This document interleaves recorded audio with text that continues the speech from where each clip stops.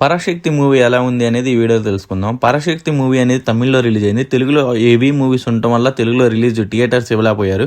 అయితే మాత్రం నాకు ఈ డైరెక్టర్ చాలా ఇష్టం. డైరెక్టర్ సినిమాలు చాలా బాగుంటాయి. లేడీ డైరెక్టర్ సుధా గారు చాలా బాగుంటాయి తన మూవీస్. తప్పకుండా చూడండి. ఇంకా లేట్ చేయకుండా ఈ మూవీ గురించి మాట్లాడేసుకుందాం. మూవీ ఇది వచ్చేసరికి ఏంటంటే ఒక తిరుగుబాటు రెవల్యూషన్ అంటారు చూడండి. ఆ టైపు ఆ బ్యాక్ డ్రాప్లో వీళ్ళు ఎంచుకున్నారు. ఇది ఒక లాంగ్వేజ్కి సంబంధించి ఆ రెవల్యూషన్ ఆ టైప్ బ్యాక్ డ్రాప్ ఎంచుకొని దాని చుట్టూ స్టోరీ రాసుకొని స్టూడెంట్స్ పవర్ ఇట్లా చాలా ఎలిమెంట్స్ని మన డైరెక్ట్ టచ్ చేసుకుంటూ వెళ్ళిపోయారు. ఇది చాలా రియలిస్టిక్గా తీశారు. అంటే ఆల్రెడీ జరిగిన ఈవెంట్స్ని బేస్ చేసుకొని ఈ స్టోరీ రాశారని విన్నా. మరి నేను అది నిజమో కాదో నాకు తెలియదు. అయితే మూవీ నాకైతే పర్లేదు అనిపించేసింది. కొన్ని సీన్స్ భలే వర్కౌట్ అయ్యాయి. కొన్ని అయితే నిజంగా మనకు కూడా మోటివేషన్ వచ్చి మనకు కూడా ఊపి వచ్చేటట్టు ఆ వేలో అనిపించేసాయి.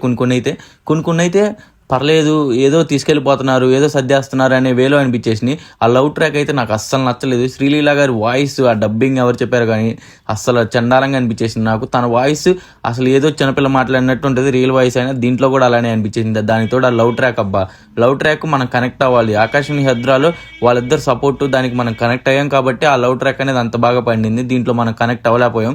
దాని తర్వాత నుంచి ఇంక సెకండ్ హాఫ్ మొత్తం ఈ రెవల్యూషన్ దీని మీద జరుగుతూ ఉంటుంది.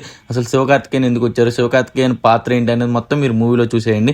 నాకైతే పర్లేదు. ఈ డైరెక్టర్ అంత బ్యాడ్ మూవీ అయితే తీయలేదు. జస్ట్ ఒక యావరేజ్ మూవీ అయితే తీశారనిపించేసింది. నాకు బాగా నచ్చింది. అంటే కొన్ని ఎలిమెంట్స్ ఉంటాయి నాకు చాలా బాగా కనెక్ట్ అయ్యాయి. నాకు ఇలాంటి మూవీస్ అంటే చాలా బాగా ఇష్టం. నాకు బాగా కనెక్ట్ అయ్యేటట్టు ఉంటాయి. ఇలాంటి తిరుగుబాటు, ఇలాంటి రెవల్యూషన్ ఇలాంటివి చాలా బాగుంటాయి. దానికి తోడు బ్యాక్గ్రౌండ్ మీకు ఇంకా బాగుండేది అనిపించేసింది. పాతకాలంలో కానీ మనం బ్యాక్గ్రౌండ్ మ్యూజిక్ ఇలాంటి మూవీస్ కింద ఉంటే చాలా బాగా వర్కౌట్ అయింది. అది ఈ మూవీలో బ్యాక్గ్రౌండ్ మ్యూజిక్ నన్ను ఆ రేంజ్లో ఇంప్రెస్ చేయలేకపోయింది. జీవి ప్రకాష్ అతను సరిగా ఎవడు, మరి నాకే అనిపిస్తుందా లేకపోతే మీకు కూడా అలానే అనిపిస్తుందా కింద కామెంట్ చేసేయండి. ఇంకా ఓవరాల్గా మూవీ అయితే నాకు పర్లేదు, మంచి మూవీయే చూసా. అంటే ఈ పొంగల్కి ఒక డీసెంట్ మూవీ అయితే ఇప్పటి వరకు చూసా అనిపించేసింది. మూవీ మీరు చూసింటే మీకు ఎలా అనిపించిందో కూడా కింద కామెంట్ చేసేయండి. ఫైనల్గా మళ్ళీ చెప్తున్నా, ఈ మూవీ తెలుగులో అనేది రిలీజ్ అవ్వలేదు. హెవీ మూవీస్ కాంపిటీషన్ ఉండటం వల్ల తెలుగులో రిలీజ్ అవ్వలేదు. ఓన్లీ డైరెక్ట్ తమిళ్లోనే రిలీజ్ అయిపోయింది. మూవీ మీరు చూసింటే మీకు ఎలా అనిపించిందో కూడా కింద కామెంట్ చేసేయండి. ఇంతవరకు చూసారంటే నచ్చే ఉంటుంది కదా.